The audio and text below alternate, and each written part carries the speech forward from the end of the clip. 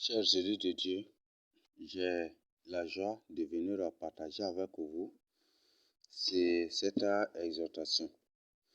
Le texte de notre exhortation se trouve, de notre étude biblique se trouve dans Ecclésiaste 9, verset 8. Qu'en tout temps, tes vêtements soient blancs et que l'huile ne manque point sur ta tête. Qu'en tout temps que tes vêtements soient blancs, que l'huile ne manque point sur ta tête. Le message est clair. Donc, vous savez très bien que bibliquement, le signe des vêtements, le vêtement symbolise à la vie. Donc, en tout temps que tes vêtements soient propres. Donc, en tout temps que ta vie soit propre, que ta vie soit sainte, que tu mènes une vie de sanctification, qu'en tout temps que ta vie soit sainte, et que l'huile ne manque point sur ta tête. Le signe de l'huile symbolise le Saint-Esprit. Donc les vêtements dont parle la Bible, c'est la vie de la personne, et l'huile dont parle ici la parole de Dieu, c'est le Saint-Esprit. Le code même se trouve aussi dans Matthieu 25, je crois que du verset 1 à 13, n'est-ce pas? Où le Seigneur parlait des 10 vierges, dont 5 sont des sages et les 5 sont des folles. C'est ça, non? Dans Matthieu 25, 1 à 13. Non, le Seigneur parlait des... Donc, le Seigneur, dans Matthieu 25, nous parle des 10 vierges.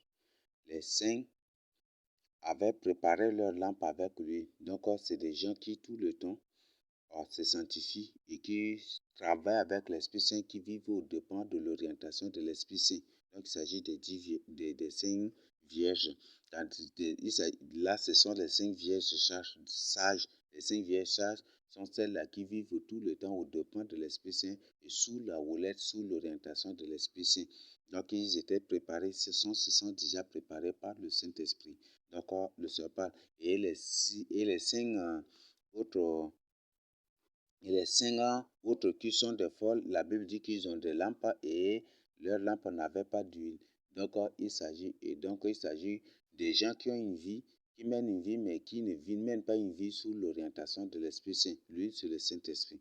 Donc il faut que tu aies l'Esprit, il faut que tu travailles, tu vis au dépend de l'Esprit Saint. Il faut que ta vie soit orientée, dirigée, coordonnée, soit sous la houlette de l'Esprit Saint. Pour ton salut à toi-même. Donc là, ça confirme ce que Ecclésiaste 9, verset 8 que je viens de vous lire. Donc, Matthieu, Apocalypse 22 nous dit quelque chose. Il dit, heureux ceux qui, Apocalypse 22, verset 14, heureux ceux qui lavent leur robe afin d'avoir droit à l'arbre de vie et d'entrer par les portes dans la vie. Donc, il faut laver ta robe. Mon frère, ma soeur, je t'invite vraiment à la repentance. Donc, il faut, et comme je viens de lire dans Ecclésiaste 9, verset 8, il faut qu'en tout temps tes vêtements soient propres. Donc, ne vis pas dans la crainte de Dieu juste pour sortir de la Troisième Guerre mondiale, pour que Dieu te sauve de la Troisième Guerre mondiale. Il ne faut pas attendre que quelque chose arrive, se passe d'abord avant de te sanctifier. Mais la Bible, comme je viens de vous lire vous-même, nous recommande d'être tout le jour propre, saint.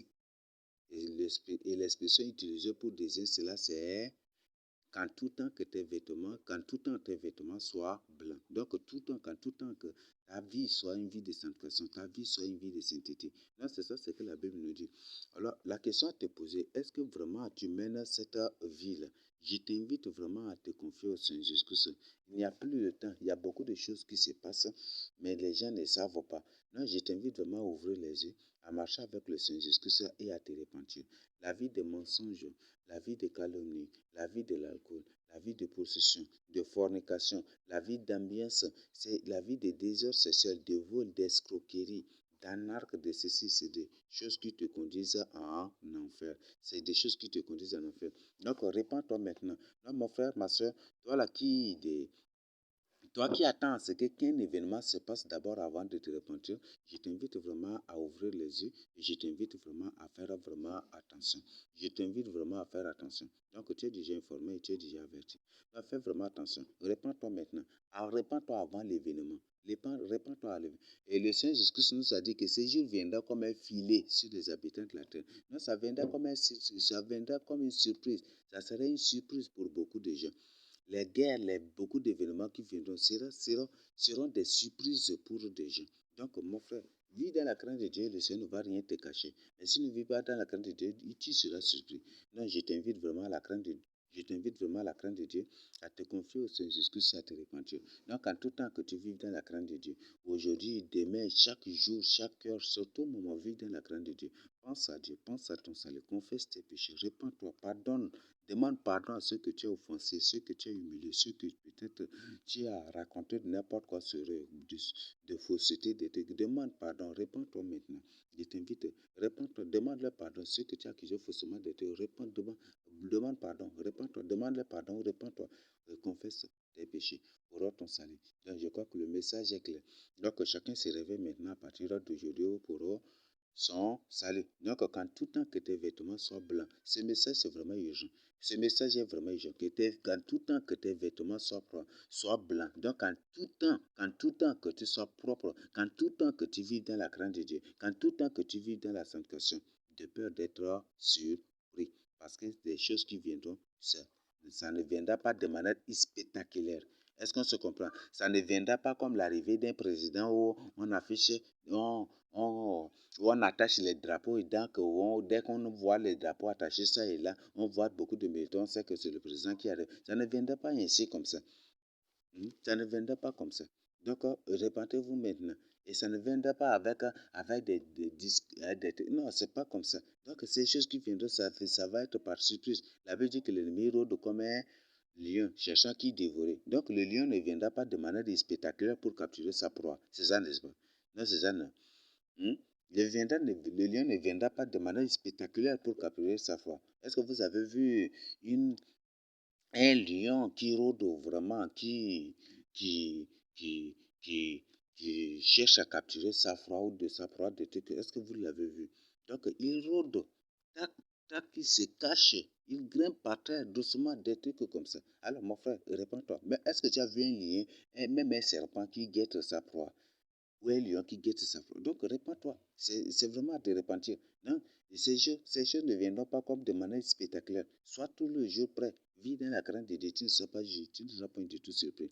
Donc, je t'invite à être les sages, les 5 vierges sages. Donc, il faut que tout le temps que ta vie, la Bible dit que la lampe, donc la lampe, on n'allume pas une lampe pour nous. Donc, c'est la vie des vierges là que le Seigneur symbolise par la lampe. Donc, quand la lampe n'a pas d'huile, ça ne va pas s'allumer. C'est ça, n'est-ce pas?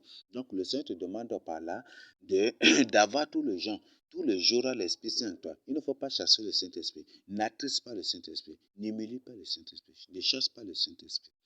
N'éteins pas le Saint-Esprit. Ne blasphème pas le Saint-Esprit contre le Saint-Esprit. Alors, je t'invite vraiment à être tout le temps ranimé, ravivé et dirigé, ordonné par le Saint-Esprit et être sous la houlette de l'Esprit Saint et que ce soit lui qui t'oriente dans toutes choses. Et si le Saint-Esprit t'oriente dans toutes choses, tu vis dans il t'orientera rien que dans la crainte de Dieu. Comme Romains 8 nous dit que le fruit de l'Esprit c'est la vie, n'est-ce pas? Non, c'est ça, le fruit. Romains nous parle de l'œuvre de l'Esprit Saint et de l'œuvre de la chair. Par exemple, vous prenez au verset 11 et 12, vous lisez, vous allez trouver que ceux qui sont conduits par l'Esprit de Dieu sont fils de Dieu. C'est ça, n'est-ce pas? Donc, laisse-toi conduire par l'Esprit Saint. Donc, c'est cet Esprit Saint, c'est le Saint-Esprit-là que le Seigneur a symbolisé par l'huile de la lampe, la lampade. Donc, il est question n'est rien que ta propre vie et l'huile qui donne la lumière, qui fait que la lumière de la lampe c'est le Saint-Esprit. Donc, je t'invite vraiment à avoir le Saint-Esprit. Je t'invite de vivre dans la crainte de Dieu. Donc, bref, d'une autre manière, il faut vivre dans. Bref, c'est vraiment vivre dans la crainte de Dieu. Ce n'est pas du tout à s'amuser avec ta propre vie. Donc, à partir d'aujourd'hui, sois tout le jour prêt. Vis dans la crainte de Dieu. aille la Bible, médite la parole de Dieu, confesse tes péchés, répands-toi, vis dans la crainte de Dieu. Si la possibilité, évangéliste, partage la parole de Dieu avec les hommes, conduis tes hommes à la repentance, partage la parole de Dieu. Les bonnes nouvelles que tu as apprises, partage justement avec les hommes. Répands-toi pour ton salut, ouvre tes yeux pour ton salut, répands-toi pour ton salut. Confie ta vie au Seigneur Jésus-Christ. Les temps sont très mauvais. Les temps sont trop mauvais. Et ce n'est pas le moment de s'amuser. Ce n'est plus le moment de distraction. Donc, répands-toi maintenant. Ce n'est plus le moment de plaisanterie, de causerie. Videz les cabarets. Pensez maintenant à votre salut.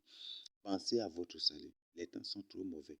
Et ça, vraiment, c'est capital. Les temps sont trop mauvais. Donc, c'est ce que je tiens vraiment à partager avec vous.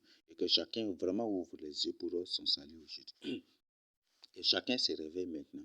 Donc, ce que je tiens à partager avec vous. Donc, et là, je tiens à vous donner une information. En ce moment où je vous parle, hier, c'était hier, non? Ou avant-hier, il y avait une guerre terrible qui s'était passée. Ça, dans le cadre géographique. Une guerre terrible qui s'était passée. Vous voyez, ces gens-là, comment ils font la guerre, vous voyez ça? Est-ce qu'une guerre normale se passe de cette manière? Une guerre normale, dès que ça éclate et quand ils voient que les gens se répandent déjà là, ils arrêtent la guerre. Vous voyez, est-ce que tu crois que ça, c'est une guerre normale? Quand les gens se répandent déjà des trucs là, les gens se répandent de leurs péchés, on voit, les cabarets sont vides déjà là, eux aussi ils arrêtent la guerre. Et quand les gens reprennent les cabarets, eux aussi ils reprennent la guerre.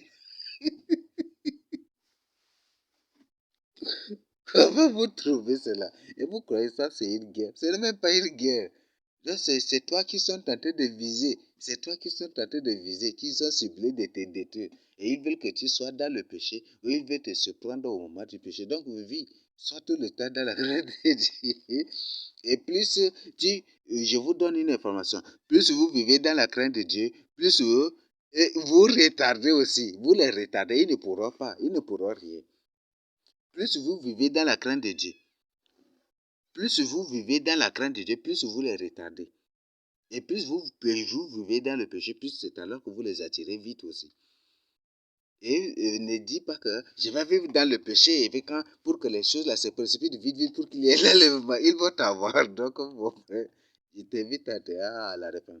Vous voyez comment cette guerre-là est organisée. C'est une preuve que c'est une guerre que des démons, n'est-ce pas? C'est une preuve. Et d'après les témoignages qu'on a suivis, ces gens qui font la guerre, c'est des gens de haute taille, de haute taille, de haute taille. Vous voyez ça? Mon frère, répands-toi. Ce ne sont pas des gens, ce ne sont pas des humains normaux, ce sont des démons. C'est un groupe de démons, c'est une bande de démons. Ce ne sont même pas des humains. Donc, répands-toi. Donc, vous voyez ça? Dès que maintenant, vous voyez quand les gens se répandent ça et là, les gens se répandent, abandonnent le péché et maintenant ils se tournent vers le Seigneur Jésus, ils ont arrêté la guerre. Continuez la crainte de Dieu pour les stopper dans votre pays, pour les stopper, pour qu'ils ne touchent pas votre ville. Alors, continuez maintenant la crainte de Dieu. Vous voyez? Donc, c'est une expérience, ça c'est vraiment bon. Donc, dès que les gens se répandent en confessant leurs péchés, en vivant dans la crainte de Dieu, maintenant là, vous voyez ça? Qu'est-ce qu'ils sont? Ils ont arrêté, ils arrêtent la guerre. Et dès que les gens reprennent les cabarets des trucs, allez, eux aussi, ils surprennent les gens par la guerre. Vous voyez, c'est ce qu'ils font. Répare-toi. Mon frère, ma soeur, si tu ne veux pas mourir pendant la Troisième Guerre mondiale, si tu ne veux pas mourir pendant la Troisième Guerre mondiale, ne célèbre aucune fête. Fête Noël, Toussaint, ou Nouvelle An, toutes ces fêtes ne célèbrent aucune fête. Même soi-disant nationale ou locale, ou ceci ne célèbre aucune fête. Sauf la fête ordonnée par Dieu. Est-ce qu'on se comprend? Si tu as célébré la fête Toussaint, confesse ses péchés-là sérieusement. Confesse ses péchés-là sérieusement. Et cherche même la délivrance aussi. C'est vraiment capital. Donc, je t'invite vraiment à la repentance, à ouvrir les yeux pour ton salut. Donc, partout, les gens se réveillent. Et comme les gens se réveillent là, ils ont arrêté la guerre. Et maintenant, voilà. Et puis, et ces gens-là qui se sont réveillés, après, ils ont cru que la guerre là a déjà fini. Et là, ils reviennent maintenant, ils reviennent dans le monde. Et quand ils sont revenus, maintenant, les cabarets commencent par remplir. Allez, la guerre les surprend. Vous voyez, c'est comme ça qu'ils font pour tuer beaucoup de gens. C'est une information vérifiable que je te donne. Donc, réponds-toi maintenant. Réponds-toi. Et vis à partir d'aujourd'hui dans la crainte de Dieu. Est-ce qu'on se comprend? Vis à partir d'aujourd'hui dans la crainte de Dieu. Confesse tes péchés, marche avec le Seigneur jusqu'au sein. Et réponds-toi, ouvre tes yeux. Et vis éternellement dans la crainte de Dieu. Ne vis pas dans la crainte de Dieu juste parce qu'il y a une situation, il y a une crise ou il y a quelque chose qui arrive. Non. Ne vis pas du tout dans la crainte de Dieu pour cela. Parce que si par exemple tu vis dans la crainte, tu acceptes le Seigneur, tu décides de vivre dans la crainte de Dieu pour que Dieu te sauve de la troisième guerre mondiale. Dieu peut juste te tenter. Il peut te tenter en retardant cette guerre-là 1 an, 2 ans après pour voir si tu vas continuer. Ou 3 ans, ou 5 ans après, est-ce que tu peux supporter? Ou peut-être 10, voilà, il peut retarder cela. Et plus la guerre là n'est pas lieu, tu vas dire, oh, ça c'est de mensonge qu'on dit. Oh, la guerre là déjà finie, il n'y a plus rien, paix et charité alors. Et quand tu te livres, bonjour maintenant au péché, bonjour au désordre, à l'envers, c'est alors que tu vas être surpris. Donc c'est ainsi qu'ils sont en train d'organiser leur guerre là. Non, ce n'est même pas une guerre. Donc en deux termes, c'est un génocide, ce n'est même pas une guerre. C'est un génocide organisé par l'ONU. C'est un génocide organisé par l'ONU. Et ici, il est par des décompressés avec nos chefs d'État, ou avec nos gouvernants, avec nos autorités. Donc ce n'est même pas une guerre. Donc réponds-toi, vis dans la crainte de Dieu, pour toujours, pour l'éternité, pour ton salut.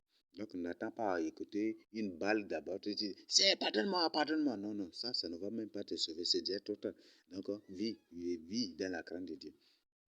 Est-ce que tu me comprends? Vis dans la crainte de Dieu. Vis véritablement dans la crainte de Dieu. Confesse tes péchés et sois tous les jours prêt.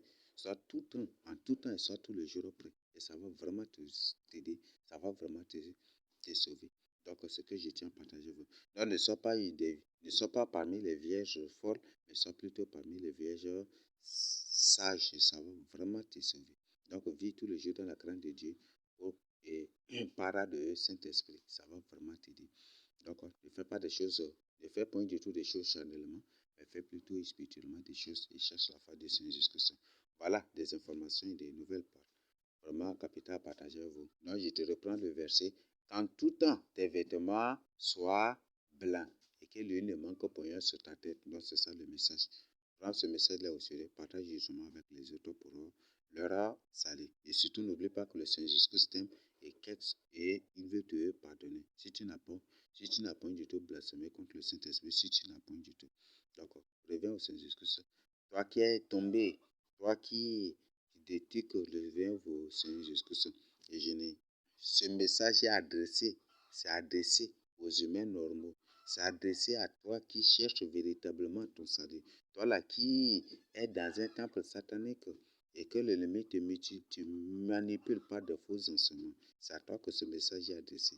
Donc, réveille-toi vraiment pour ton salut. Qu'en tout temps que tes vêtements soient blancs, qu'en tout temps que tes vêtements soient propres, qu'en tout temps que ta vie soit sainte, qu'en tout temps que ta vie soit parfaite, que en tout temps que ta vie soit une vie de sainteté, de sanctification pour ton salut à toi-même. Et mais si tu vis dans la crainte de Dieu juste pour échapper à telle crise, à telle chose qui va venir, ça c'est bien que tu vas être surpris de cela. Tu vas être surpris de cela. Parce que ce qu'ils sont en train de faire, ce n'est même pas une guerre. Une guerre qui se passe et dès que les gens se répandent, les bars, les cabarets sont vidés là, ils arrêtent la guerre. 1, 2 jours, 3 jours, une semaine, et puis alors les gens voient, la guerre là c'est déjà fini, hein, c'est fini. Alors ils se livrent la boum, là. Dès qu'ils se livrent dans ça, la guerre aussi reprend. Vous voyez ça, est-ce que ça, tu appelles ça une guerre? Ils sont en train de vous avoir. Donc répentez-vous. Partage en urgence avec les amants ces informations. Est-ce que tu me comprends? Partage urgemment ce message avec les amants pour leur salut.